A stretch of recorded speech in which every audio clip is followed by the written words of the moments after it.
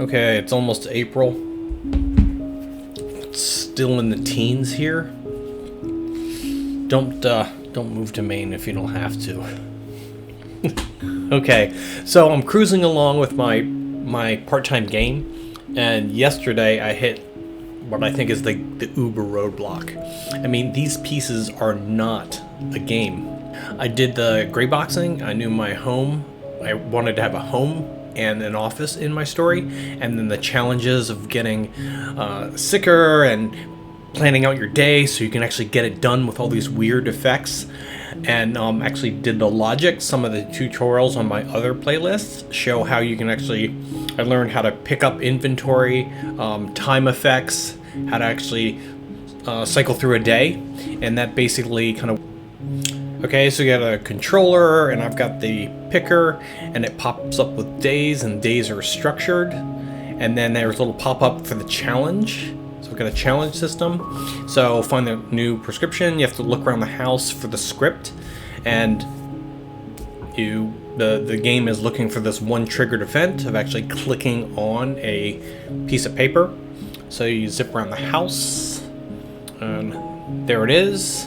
And then even once you click it, you're given the ability to continue exploring the house, or you just click to skip to the next day.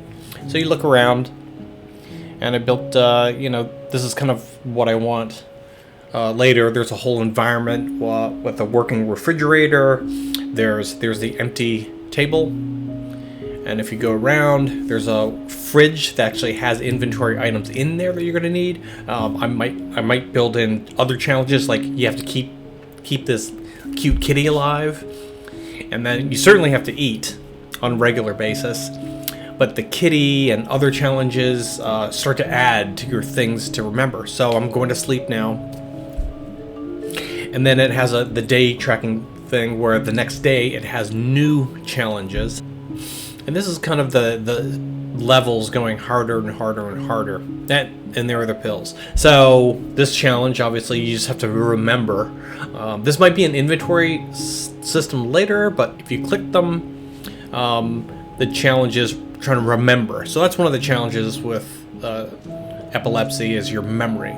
So again, and now there's the added thing for the degradation of your environment. Great, it's gonna start to snow any minute. Okay, so I have all the pieces and the mechanics, and I think the artwork I want to fold in, but how do you create an engaging experience? Right now, it sounds like it looks as exciting as a game about doing your taxes. Okay, so I went back to the 4 games that made me want to write a video game based on my experiences in the first place.